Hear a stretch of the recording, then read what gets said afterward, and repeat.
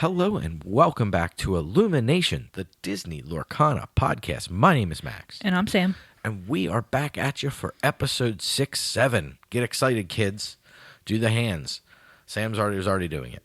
So we are going to talk in this episode kind of extensively about not necessarily one archetype or a deck highlight, which we've done in the past, but we're going to talk about one color combination, one pair of inks in the game that are supporting right now three very unique and very disparate styles of playing Disney Lorcana. Before we dive too far into it, I just want to give a heads up. This will be a lighter polish on this one just due to time constraints, as you all know.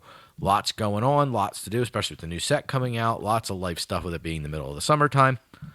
But we didn't want to miss out on a chance to talk about some fun stuff with all of you and share with you some of the things we've been testing and having a good and upsetting time with in a lot of cases. So we're talking about Amber Emerald Asode. That's basically where we're at for this one. And we are talking about three very different, very interesting deck lists. Let's start with the most obvious one first, the one you probably thought of when I said those two colors together. Sam, what is this? Princess Aggro. Princess Aggro. So we were talking about this towards the end of rotation as spoilers were being shelled out to us, displayed, spoiled when the spoilers were spoiled. And what was interesting and what a lot of people were saying on the back of that was seeing so much success with this Aurora into Willow, into a Princess, into an Eleanor style of line is, well, we're done with dogs. To an extent, we're done with the cards that are actual dogs for the most part, right? We're done with Tramp, we're done with Tramp, we're done with Lady, but we're not really done with the core of this Princess Queen style of deck that's really started to take shape and continue to refine itself over the first few weeks of the metagame. So tell us a little bit about this deck. Well, we see it in a lot of different variations. Like we see Snow Fort, no Snow Fort, Under the Sea, no Under the Sea. But the basic premise of this deck is you're going to see Aurora into probably a Pocahontas and then the Eleanor to draw cards. Mike Wazowski has also been really popular in this deck. What a crazy card. So this deck just has constant card draw and can win as soon as turn 3 or 4. Yeah, I would say that it can win on the play, or at least win on the board with even through a significant amount of disruption for the game on turn 3. It's really hard to be okay, you can take out everything, but I'm at 18. Yeah. So if you leave me with 2 characters, I have 6. If you leave me with 2, good luck taking out 4 characters on your third turn. That's preposterous. Even with Omnidroid on 1, Shift Omnidroid on 2, shoot a 2-drop, sing a Thunderbolt, you're still staying so far ahead. And the downside to the Omnidroid Shift is you're going tall on board. So then the following turn, you can only challenge 1 character. Yeah. So you're just really in such a tough spot. It almost feels you want to go Omnidroid on 1, Omnidroid on 2, sing, into play a Rush character maybe? That seems like your best bet, and we're really kind of slim for Rush characters. Sven's probably the best one. Yeah. We have some red ones that aren't very good, some other Amethyst ones that aren't very good. Yeah. I started playing this deck today, and it's crazy how quickly you can win. Right. And the downside, kind of riffing off of this, is I build the deck that beats this deck, and now I'm stone cold to any other mid-range or control deck. Yeah. So it's really taxing on the game with how strong this aggressive deck is. Yeah, it seems like the struggle matchups for this would be Amber Amethyst and maybe a little bit of Amber Steel. Yeah, the Amber Amethyst has been surprisingly robust into this deck, being able to leverage essentially what looks like a Blurple-style strategy, being able to use the 2-drop ramp that no other color has access to outside of Amber. I don't know why you're not playing Amber if you're not, but it's crazy what this color's able to do right now. It's the color of the board wipe, it's the color of the ramp, it's the color of the good statted characters, it's the color of the card advantage. It's what is this color and what is it doing? Yeah, I think would you agree the struggle card is probably the Louisa from last set? The Louisa seems to be the linchpin when you can go Louisa on one tree into Louisa into the following turn, be able to move damage around potentially, or attack with something else, shift the Louisa, then start to move damage. She's good on curve because of the size, being able to break up some of the butts. She's also good in the later game because she's this really awesome ink sink to let you just do something really immediate on board and be able to dispatch characters right away without having to shift her necessarily even. Yeah. Yeah, I think the best like counter to that would be the Dale, which I didn't mention that a lot of people are playing in this Dale, style of deck. Is ready for a shot? Yep. Dale along with the Snowfort. Dale and Snowfort. I really like them as the what used to be filled by the Under the Sea slot. Losing the Tramp 7 drop, it's a street smart dog, is giving up a lot of edge of consistency and being able to filter your hands as effectively. So being able to give up that filtering makes Under the Sea a much bigger liability because you're not able to find it as easily, but you are also not able to get rid of it when it's a worthless card. Yeah. So it's definitely a double-edged sword. That's kind of the one thing the deck is missing is that real big late-game punch. But it's kind of taken the Tramp parts and it pushed them earlier into the curve where you're using the Mike Wazowskis into the Nanis, into the Eleanors to just retain card advantage. Like earlier I watched you win a game where you put Inevitability on the board on turn 3 with 3 cards in your hand at the end. Yeah. And that's not unrealistic for this deck to do on the play.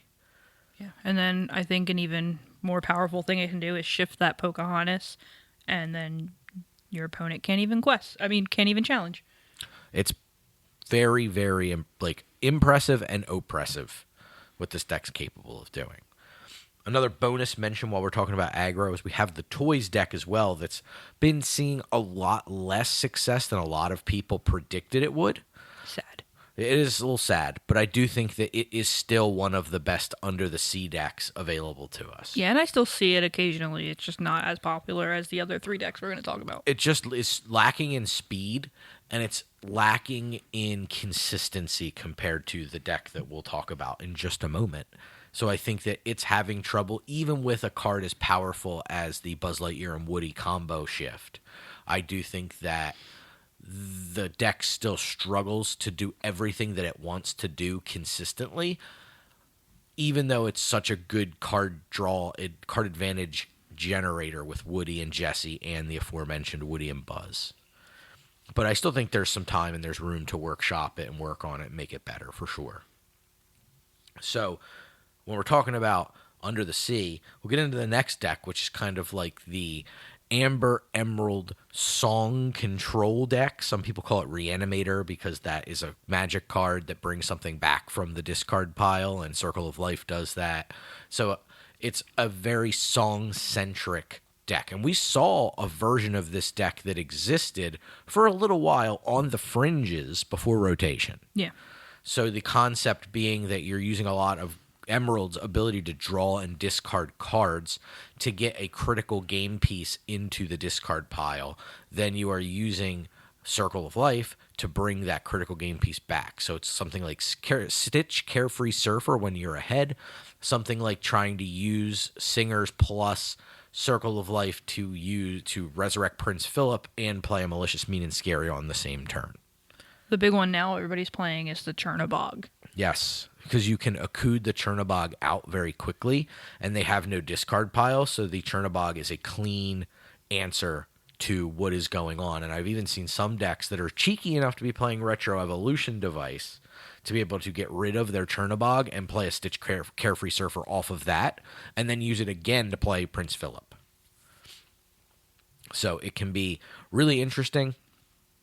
You have some of the larger, more mid-range size cards in this deck. You see like your Milo Thatch 7-drop, the Gaston Archer 5-drop. There's a lot of cards that really don't mind playing a longer game in this deck because this is not trying to close the game out quickly. This is actually more like a controlling style deck with almost a combo flourish. So if you think about the Princess aggro deck as one half of the dog's deck, and this song control deck being the back half, which includes the Under the Sea now. It's a really interesting way to see that the dog deck ended up in rotation being fractured into two unique different decks. Yeah. So it's really cool. I don't have, of the decks we're talking about, the least experience by far I have is with this particular build. But there are some really strong cards in here that I'm excited to play with. I really like that Todd that costs 3, that draws 2 and discards 1. It's a 3-drop that can sing. I love the Maylin Lee. One of my favorite cards, Sam keeps zooming in and out of it on her phone while we're talking about the deck, is Moliere, who, when he quests, allows you to draw 2, discard 2. You have Ariel as a card advantage engine to help support everything and a quick Akud target. You have one of my favorite Emerald cards, Lenny. I think that card is awesome. The Maylin Lee that acts like an Ariel, Spectacular Singer is great. You have a mix of disruptive elements with the hand disruptive cards in addition to Lenny with Ursula's and Mowgli's mixed in. You get the cool Angel Akud stuff, which can create some of the most broken starts in the game. So I think this deck has a lot of cool pieces, but it feels like a deck that very much you need a lot of practice to understand what the next, like, how do you transition from the opening of the game and keeping the right hands into the mid game effectively to stay ahead, especially through so much steel disruption, which has been the early tested answers to kind of trump this Princess Aggro deck. Yeah. Have you played against this too much on online? I have played against it, but I have not played it. I haven't played it either. I've played against it once or twice. Largely, it didn't do too well when I played against it because I was playing the deck we're going to talk about after this one. I mostly played the deck we're about to talk about against it. And this deck just doesn't have the speed or the pressure to be able to deal with the deck that we're about to talk about. Just invalidates a lot of their cards. Yes. But I think it's a very good deck, and I do think that it is, of the 3 decks we're talking about, in the long run, would not surprise me if it's the most played deck by the end of this format, because I think it has the most staying power, and it's one of the hardest decks to answer in the format.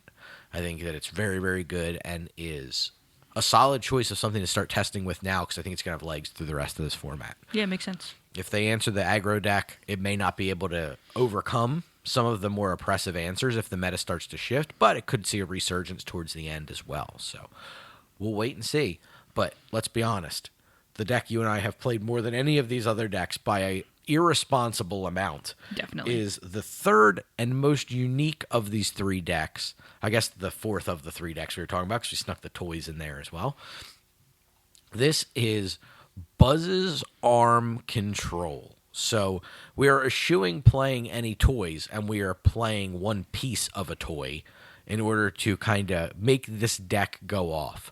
So I will talk about this deck a little bit from a kind of, I guess, old card player perspective, and then I'll pass it over to you, because when I started playing this deck, I was telling you about how ridiculous it was, and you rolled your eyes at me, and then something surprising happened a little later on. So I started playing with this deck. It looked a little different. It was playing a lot more early bounce. So it was playing Mother Knows Best and Put That Thing Back. No Kevins. No Kevins. It was playing the crux of the deck, the engine of the deck is it was playing Buzz's Arm, which is a 2-cost item that you can play for free if a Buzz Lightyear went to the discard this turn. That's irrespective.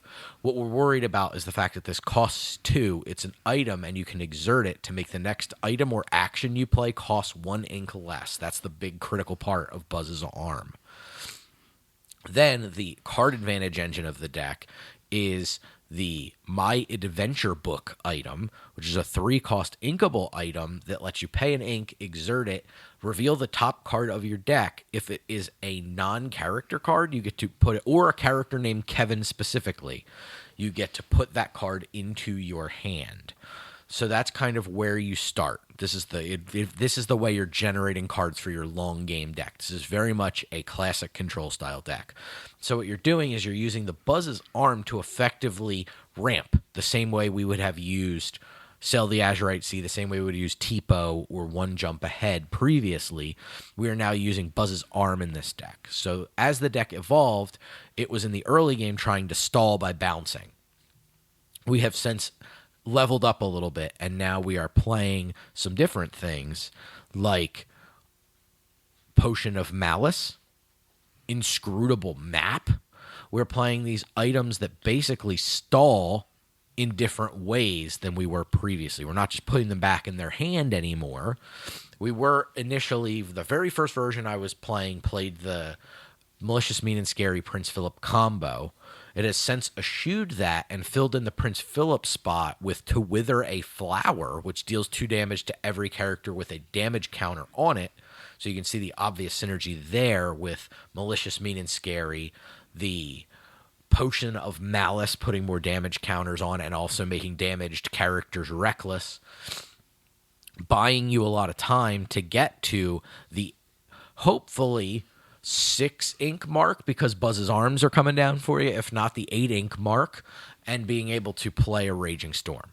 So you're just generating card advantage, you're trying to generate ink advantage by way of Buzz's arm, and you're trying to get to a fast Raging Storm. So no real difference from the early sets or Infinity style of Ruby and Sapphire in that way. Try to hurry up and be prep as fast as we can. Similar concept here. And then your win conditions are few and far between. You might play Kevin, you might not. You might play Zootopia, you might play Pizza Planet, you might play Paradise Falls, or you might play Hidden Ink Caster. And this deck, if there could be an opposite end of the spectrum from the Princess Aggro deck, instead of winning on turn 3, this deck's winning with about 3 cards left in deck. Yeah. So, Sam, this is a deck that by all measure you would loathe. You would hate playing against this deck. I would be chewed out if I played this against you at home to test it out. This is a deck that would probably get me banned from Lorcana. However, on a whim, you decided to give it a shot. I just wanted to see if I could win with it. And what are your thoughts now? I thought it was a lot of fun. This deck is a ton of fun. Since the set released, we've gone to locals twice, and I've played it at both locals. Yes. And it's just a ton of fun. It definitely, I think, I like to play it a little differently than you. I like to have a little bit more on the win condition side, so I've gone up on the ink casters so that I could find them. But yeah, this deck is a ton of fun. It is very cool. It has generated a lot of, forgive the pun, buzz, because it's so different than anything I've seen in Lorcana. The thing that really drew my attention to it was the fact that post-rotation, no less. This feels like like the last set before rotation style deck, because it feels like you need all of the puzzle pieces to fall into place the right way for this kind of breakfast machine to be assembled. But we've gotten it in the first set post-rotation, a very small card pool.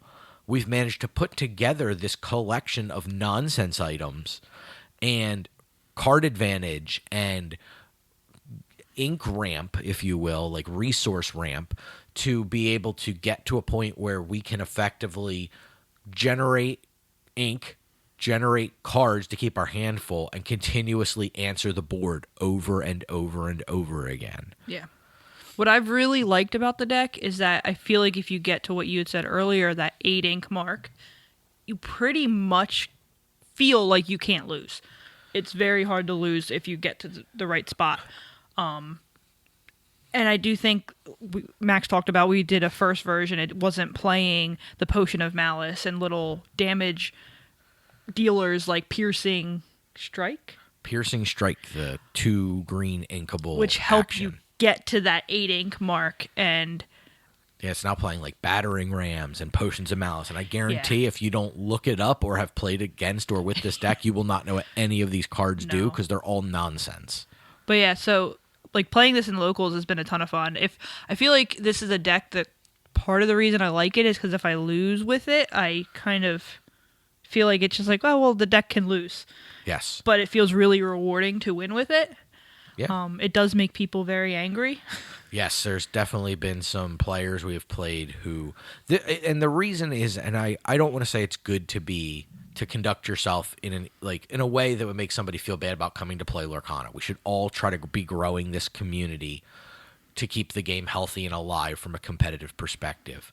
But I will say it is frustrating in that you may bring a Lorcana deck, something like, I've been playing a lot of the Sapphire Steel, the Duck Detective style deck. If I brought that and I had to play against this Buzz's Arm deck, I'm basically not allowed to play Lorcana the way I came to play Lorcana, because my mid-size characters that I play one of per turn get so easily shut down by what this deck is generating when it starts to really build up a head of steam, that it's basically like I sit and I get to watch you play Lorcana while I have brought nothing to do, and I basically just get a bye, wherein at the end of the bye I lose.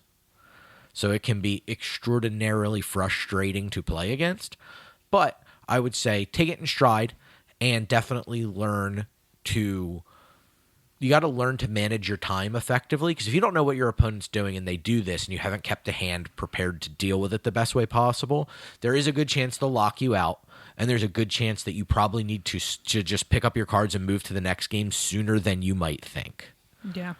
Yeah, I definitely felt bad at locals with a couple of my opponents. Yeah, and it's a shame when people are coming for a more fun time, or for like early in the set, people don't understand that this deck might exist, right? Like we didn't really understand that it was exist, and like the more now that we've seen it, we've kind of are able to decipher it. It's like you unlocked a code when you play with it and you've seen it, and then you can start to find all the people who are hiding in plain sight talking about this deck.